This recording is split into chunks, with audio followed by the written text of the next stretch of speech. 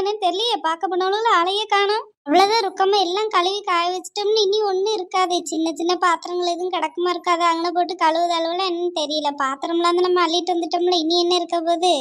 அதான் சரி கழுவும் போது கையோட கழுவி போட்டுலாமே, எதுவும் இருந்தா பாத்துட்டோங்கன்னு சொன்னேன். காணமே, வசந்தியும் காணும், உமாலையும் காணும். ருக்கம்மா, சின்ன சின்ன பாத்திரம்லாம் முடிஞ்சிட்டுமா? இந்த கறி குழம்பு வச்சு 2 அண்டா மட்டும் தான் இருக்கு, அதை வேற பானையில மாத்திட்டு இருக்காவ. கொஞ்ச நேரம் இருங்க, என்னமா எடுத்துட்டு வரேன். உமா அதை சூடாக்கிட்டு இருக்கா, சூடு பண்ணி வடிச்சு வச்சு அப்படியே இருக்கும்ல, கெட்டு போகாம அதை மாத்தி வச்சுட்டு இருக்கோமா. அப்படியே வசந்தி, நான் கூட ஆளை காணமே, பாத்திரம் இருக்கா இல்லையன்னு தெரியாம இருந்தேன். சரிம்மா, போய் எடுத்துட்டு வாங்க. சரி ருக்கம்மா. பாத்திரத்தெல்லாம் வந்து மச்சு மேலே காயப்பட்டோம்னா நல்லா காஞ்சிட்டு குண்டி, அதோட வாசலெல்லாம் தூத்துப்பட்டு நல்லா நீட்டாக கிடந்துக்கிடும். எல்லாம் சாப்பிட்டது அந்த இலையும் அது இதுமா கிடக்கு. லட்சுமி, அந்த இலையெல்லாம் நல்லா சுத்தமாக கழுவி தரேன். மாட்டு கொண்டு போடுதியாம்மா, அங்கே எங்கனையும் போட்டு அழுகி போய் தான் கிடக்கும். மாடுனாலும் சாப்பிடும்ல. குழம்புலாம் இருக்குது, அதோட போட்டோம்னா மாட்டுக்கு வயிற்றுக்கு சேராது. நல்லா கழுவி அலசி தாரேன், மாட்டு கொண்டு கொடு. சரி ருக்கம்மா, மாட்டு கொடுப்போம், ஒன்றும் பிரச்சனை இல்லை. அந்த கறி துண்டெல்லாம் இருந்துச்சுன்னா நாய்க்கு போடலாமா? நாய்க்கு இந்த கொஞ்சம் சோறையும் போட்டு குழச்சி வச்சுன்னு சாப்பிடும். ஆமாம்மா ராணி, செஞ்சு வைப்போம். ஆமாட்டி, உங்க ஊர்ல தான் நாய்க்கா பஞ்சம். தெருமுக்குள்ள அவ்வளவு நாய் கிடக்கு, எல்லாம் பட்டினியா தான் கிடக்கு. அது அப்படியே குட்டி போட்டு நிக்கி மீனம்மா. யார் வீட்லயும் வளர்க்கறது கிடையாது, அப்படியே தெரு நாயா கிடக்கு. இங்க உள்ள பொம்பளைகளுக்குலாம் பாயம், 2 3 சின்ன பிள்ளைகளை கடிச்சிட்டு அதனால சோறு படுறதுக்கே பயந்துக்கிட்டு அளவு. பாவம், என்ன செய்ய. அதுவும் பசியில தான் கிடைக்குது. இருந்தாலும் பிள்ளைகள் நமக்கு ரொம்ப முக்கியம். பத்தி பிள்ளைகளை எதுவும் கடிச்சிட்டுன்னா என்ன செய்ய. அதனால பயந்து போய் ஊர்க்கார யாரும் சோறு பட வர மாட்டேங்கவ. அப்பப்ப யாரும் பார்க்கவே 2 பிஸ்கெட் அப்படி வாங்கி தான் போயிடுதாவ. இருந்தாலும் பிள்ளைகளை கடிச்சிருமோன்னு பயந்து போய் தான் யாரும் செய்யாம இருக்காவ. அப்படியே இருக்கு. நான் எப்பவும் மீன் வைக்க வரும்போது அங்கே நிற்க, என்ன பார்த்து குழச்சதெல்லாம் இல்லை, அங்கே தான் நிற்கும் 4 5 நாய். பார்க்க தான் செய்வேன் எப்பவும். ஏமா ருக்கம்மா, நான் தான் வாரேன்னு சொன்னோம்ல, அதுக்குள்ள சுடுதண்ணி காலில் ஊற்றிட்டு தாம நிற்பாவே. நான் வந்ததுக்கப்புறம் தான் பாத்திரங்கள் எல்லாம் சொன்னோம்ல, அதுக்குள்ள எல்லாம் சேர்ந்து கழுவிட்டீலோ. ராணி, நீ தான் போயிட்டீல, பேசணும்னு சொல்லி போனா. சரி, எதுக்கு ஒன்றா தொந்தரவு பண்ணணும், கொஞ்ச நேரம் கழிச்சு வரட்டுமேன்னு இருந்தோம். ஏம்மா வாங்கம்மா, நல்லா இருக்கீங்களா? ஏம்மா நல்லா இருக்கீங்களா? ருக்கம்மா, மீனம்மா நல்லா இருக்கேன். மீனம்மா, லட்சுமி நல்லா இருக்கேம்மா. நீங்களும் நல்லா இருக்கீங்களா? பிள்ளைலாம் என்ன செய்யுது? எல்லாரும் நல்லா இருக்காங்கக்கா. நல்லா இருக்கேம்மா. நீ சுசிலா என்ன செய்யுதா? நல்லா இருக்காளா? நல்லா இருக்கா மீனம்மா, நல்லா தான் இருக்கா. உங்கள்கிட்ட எதுவும் பேசுதாளா? இல்லைப்பா, நான் அதான் அந்த பையன்ட்டு சொல்லிட்டோம்ல, சங்கட்ட உண்மையெல்லாம் சொல்லிட்டேன்ட்டு என் மேல ரொம்ப கோவம். என்கிட்ட அதுல இருந்து பேசியதே கிடையாது அவ. நான் என்ன செய்ய, எனக்கு அப்படி முன்ன பின்ன போய் சொல்லி பழக்கமே இல்லைம்மா. என்னால் மறைக்க தெரியல. எவ்வளோ நாளைக்கு தான் மறைக்க முடியும்? எனக்கு ஒரு மாதிரி சங்கடமாக இருக்குது. 2 3 வாட்டி எல்லாத்தையும் மறைச்சே தான் நின்று எல்லாரும் கண்டுபிடிக்க ஆரம்பிச்சிட்டாவே. பிறகு என்னால் மறைக்கவே முடியல.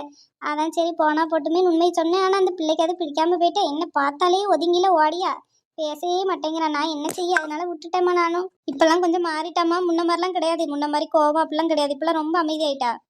எப்போ அப்படியோ? இப்போ தாய்காரி தான் இன்னும் மாறாமல் அலைஞ்சிட்டடக்கா. மகாரி மாறிட்டானே, தாய்காரி தான் இன்னும் அதே மாதிரி நிற்கா. இன்னும் யாரு கூடயும் சேராமல் பேசாமல் வைக்காம ஆட்டம் போட்டுக்கிட்டு அப்படியே அலையுதண்ணி. வயசான காலத்தில் இப்படி அலைஞ்சு என்ன செய்ய. அதாம்மா பேசலான்னு சொல்லி ராணி வீட்டுக்கு வந்தேன். பாவம், அவியனும் வயசாயிட்டு ஒத்தையில நிற்காவ பத்திலா. போனதெல்லாம் போட்டவும் மறந்துட்டு நீயும் ஏன் இப்படி வீடு வாசல்னு எல்லாம் விட்டுட்டு எதுக்கு ராணி இப்படி வந்து கஷ்டப்படணும். அதான் அவிய கூட போய் ஒன்றா இரு, அவியலையும் பார்த்த மாதிரி இருக்கும். நீயும் வீடு வாசல்னு எல்லாம் இருக்கும்லம்மா. எங்களுக்கும் சொந்த பந்தம்னு வேணும். சுசிலாக்குன்னு இன்னும் 4 5 அண்ணன் தம்பிலாம் இருக்காவ. வேலை ஒன்று தான் அண்ணன். எதுக்காக இப்படி இவிய வந்து இருக்கணும்? சுசிலாவையும் வந்து பார்க்கறதில்ல. எங்களுக்கும் சொந்த பந்தம்னு யாருமே இல்லாமல் ரொம்ப ஒரு மாதிரி கஷ்டமா இருக்கு.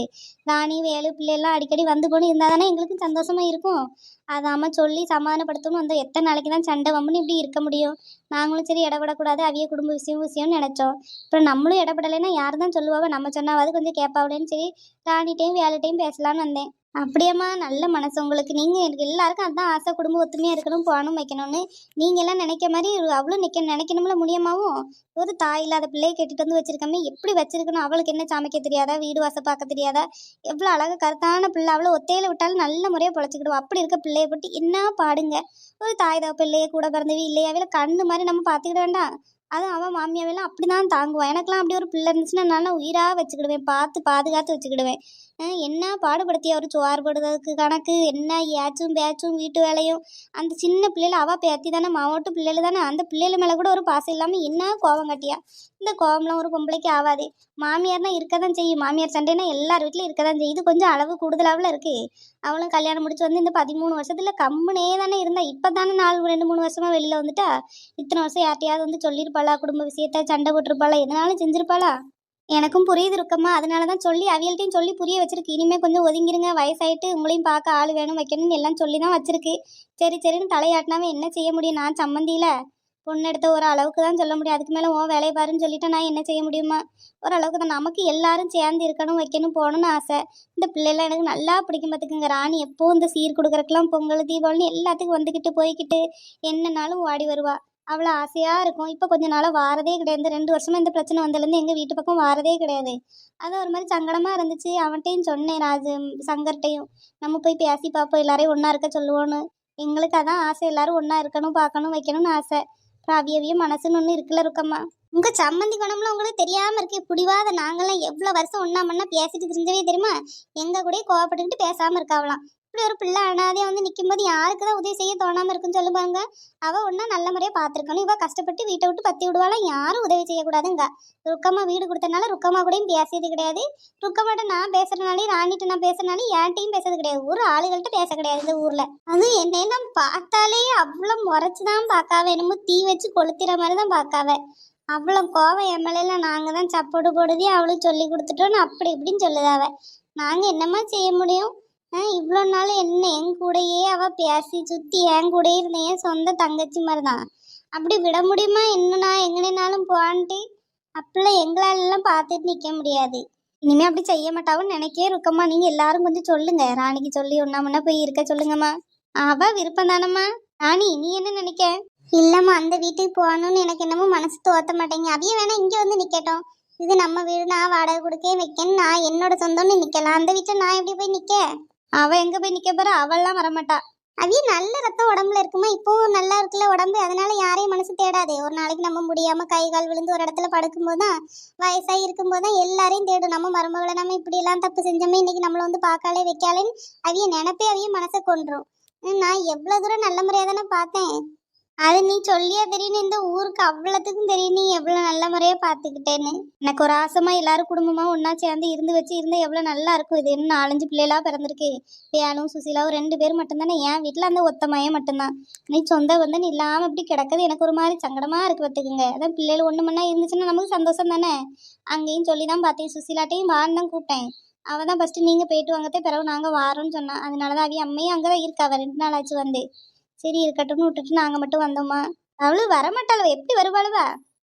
ருக்கம்மா உங்க பையன் வந்திருக்கதா கேள்விப்பட்டேன். ரொம்ப சந்தோஷமா இருந்துச்சுமா மனசுக்கு. நல்லா இருக்கானா?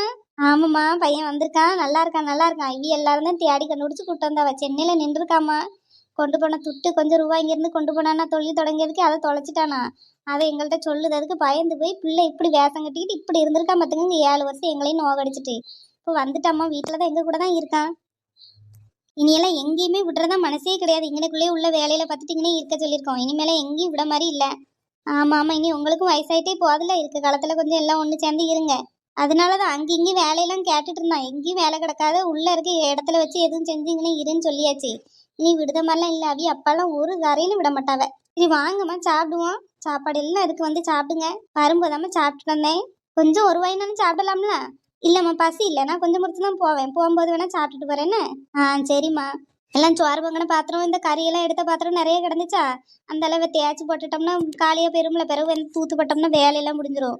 ராணி வீட்டில் தான் எல்லாம் வச்சு செஞ்சோமா. ஒத்தையில வாசலில் கிடந்து என்னத்தை செஞ்சுட்டு இருப்பா. அதை எல்லாம் ஆளுக்கு 2 கழுவி போடுமேன்னு கழுவிட்டு இடந்தோம். இந்த சம்மந்தி சொல்லிடாம தெரியும் உங்க பையன் வந்திருக்காதா. ரொம்ப சந்தோஷமா இருந்துச்சு. அந்த வந்தோடனே பந்தெல்லாம் பார்த்தேன்னா, அதான் ராணிகிட்ட கேட்டேன் என்ன ஃபங்க்ஷன் என்ன நடக்குன்னு. இப்போ ராணி தான் சொன்னேன் இந்த மாதிரி விருந்து நடக்குன்னு. அதை சரி சும்மா பார்த்துட்டு போவோமே, உங்களையெல்லாம் பார்த்து ரொம்ப நாள் ஆச்சு. நான் இங்கே வரதே இல்லைல்ல. அன்னைக்கு ஹாஸ்பிட்டலில் உங்களை பார்த்ததோட சரி, அதான் சரி பார்த்துட்டு போவோமேன்னு வந்தேம்மா. அப்போ தெரியும் என்ன அவக்கு தெரிஞ்சுட்டு தான் ஒரு வார்த்தை கூட வந்து கேட்காம நிற்க. என் பிள்ளை செத்து பிழைச்சி வந்த மாதிரி வந்திருக்கான். ஒரு வார்த்தை வந்து கேட்கல பார்த்துக்கங்க முனியம்மா. ஊரே வந்து கேட்டுச்சுமா என்னையா பிள்ளை எப்படி இருக்கான், எப்போ வந்தான், என்ன ஏதுன்னு எல்லாம் விசாரிச்சுச்சுவேன். இவ மட்டும் ஒரு வார்த்தை கேட்காம அங்கே வந்து இருந்துக்கிட்டா பார்த்துக்கங்க. எவ்வளோ வருஷம் கூடயே எவ்வளோ நட்பு தெரியுமா. இப்படியும் மனுஷர்கள் இருப்பாளுன்னு இவ்வளோ பார்த்து தான் தெரியுது. இவள்கிட்டயா போய் இருக்க சொல்லுதியே. சே, இப்ப வேலையெல்லாம் எப்படி மச்சான் போகுது? நல்லா போதா? பரவாயில்ல மாப்பிள்ள, நல்லா தான் போகுது. உங்களுக்கு பிசினஸ்லாம் எப்படி இருக்கு? நல்லா தான் மச்சான் போயிட்டு இருக்கு. கொஞ்சம் வேலை பார்த்துட்டு இருந்த பழைய ஆட்கள்லாம் தான் கொஞ்சம் போயிட்டு, கொஞ்சம் ஒருத்தவியில வயசாயிட்டு ஒருத்தவிலுக்கு உடம்பு முடியாமல் நின்றுட்டாவா. அப்படி நல்ல நல்ல ஆட்கள்லாம் நின்றுட்டாவலாம். அதான் கொஞ்சம் சங்கடமா இருக்கு. இப்போ நம்பிக்கையான ஆட்கள்லாம் கிடைக்கவே ரொம்ப கஷ்டமா இருக்கு மச்சான். இப்பெல்லாம் கிடைக்கவே மாட்டேங்க. இவையெல்லாம் பழைய ஆட்கள், அப்ப இருந்தே இருக்காவ. ரொம்ப நம்பிக்கை, எதுனாலும் சொல்லலாம், கணக்கெல்லாம் கொடுத்துட்டு போகலாம், அந்த மாதிரி இருந்துச்சு. இப்போ நிறைய பேர் வேலையை விட்டு நின்னது கொஞ்சம் கஷ்டமா தான் இருக்கு. போட்டிருக்கோம் வேகன்சி எல்லாம் போட்டிருக்கோம். இன்டர்வியூக்கு ஆள் எடுக்கணும். கொஞ்சம் நம்பிக்கையானவங்களும் நல்ல எக்ஸ்பீரியன்ஸா கிடைச்சோம்னா நல்லா இருக்கும். எங்க ஒன்றும் கிடைக்க மாட்டேங்கி. அப்படியா? என் ஃப்ரெண்டு செல்வான்லாம் அக்கௌண்டன்ட். அவன் 20 வருஷத்துக்கு மேல அக்கௌண்டண்டா தான் இருக்கான். நல்லா வேலை பார்ப்பானான்னு சொல்லுது என்ன. அப்படியே மச்சான், அவையெல்லாம் இருந்தவனா கொஞ்சம் சொல்லுங்க. உங்களுக்கு தெரிஞ்ச ஆட்கள்னா நம்ம இடம்னா கொஞ்சம் நல்லா பார்த்து இது பண்ணி விடலாம் பத்தியில. நம்பிக்கை எல்லாம் கிடைக்கதே ரொம்ப கஷ்டமா இருக்கு. நான் சொல்றேன் மாப்ள, உங்களுக்கு என் மேல எதுவும் கோவம்லாம் இல்லைல்ல மச்சான்? இருந்துச்சு, உன் மேல கோவம் இருந்துச்சு. உன் பெண்டாட்டி இப்படி கிடந்து ஆட்டம் போட்டு கிடக்கானே, ஒண்ணுமே சொல்லாம இருக்கானே இவன், அவளை அடக்க மாட்டேங்கானேன்னு கோவம் இருக்கதான் செஞ்சுச்சு. என்ன செய்ய, ஏமாந்ததுக்கு அப்புறம் எல்லாம் போயிட்டு. என் பெண்டாட்டி என் கூட இருக்க வரைக்கும் அவளை நான் மனுஷியாவே மதிக்கல. குடிச்சிட்டு அவளை போட்டு அடிச்சு இந்த பிள்ளைகளை பாடாப்படுத்தி அவர்களுக்கு நல்ல சோறு தண்ணி கூட சாப்பிட விடாம கஷ்டப்படுத்தியிருக்கேன். அவ என்னைக்கு அந்த வீட்டை விட்டு போனாலும் அன்னையில இருந்து தான் எனக்கு அவ அருமையே புரிய ஆரம்பிச்சிச்சு. அவ தனியா வந்து இருந்து பிழைச்சு காட்டிட்டா பத்தியா, தாய் தகப்பன் யாரும் இல்லைனாலும் ஒத்தையில எப்படி பிழைச்சு காட்டினா பாரு. அன்னையோட எனக்கு அந்த எல்லா இதுவும் போயிட்டு, என் பொண்டாட்டி மட்டும் இருந்தா போதுன்னு போயிட்டு, என்னை குடிக்க வச்சு நான் செத்தாலும் பரவாயில்ல சொத்து மாக்கு போகணும்னு என்னெல்லாம் வேஷம் போட்டாவ. இன்னைக்கு நான் நிம்மதியா இருக்கேன். எந்த குடி எந்த கெட்ட பழக்கம் எதுவும் இல்லாம நான் பாட்டுல வேலைக்கு போயிட்டு குடும்பத்தை பார்த்துட்டு சந்தோஷமா இருக்கேன். எனக்கு இது மட்டும் போதும், வேற எதுவுமே வேண்டாம். சொத்து பத்துன்னு ஒன்றும் வேண்டாம். இப்படியாவது திரும்பி கடைசி காட்டுன்னு எவ்வளோ நாள்ல இருக்க போறோம்னு தெரியல. இருக்க வரைக்குமாவது பொண்டாட்டி பிள்ளைன்னு பாசமா இருந்துட்டா போதும். எனக்கு வேற ஒன்றும் வேண்டாம். நான் என்ன மச்சான் செய்யுது, நான் சொல்லுதான் உங்க தங்கச்சி கேட்க. ஆனா இப்ப கேட்பா. இப்ப ஏன் வழிக்கு நிப்பாட்டிட்டேன். இதுக்கு முன்னாடில இல்ல என் வழியில நிறுத்துற மாதிரி அவன் நின்னா. ஒரு நிலைக்கு தானே நின்னா. என்னதான் அவ சொல்லி இது பண்ணிட்டு கிடந்தான். எனக்கு உங்க சொத்து எதுவுமே வேண்டாம் மச்சான், நான் நல்லா இருக்கேன். உங்க தங்கச்சி ஏன் இப்படி இருக்கா, அவளுக்கு என்ன பிரச்சனைன்னு எனக்கு ஒன்றும் புரிய மாட்டேங்க. ஆனா இப்ப கொஞ்சம் ஆளு மாறிட்டா மச்சான், முன்ன மாதிரிலாம் இல்ல. நீங்க எப்பவும் போல வந்து போய் இருங்க. யோசிக்கிற மாப்பிள்ள, உடனே எல்லாம் எதுவும் சொல்ல முடியாது. நான் யோசிச்சு பார்த்து என்ன ஏதுன்னு முடிவெடுக்கேன்.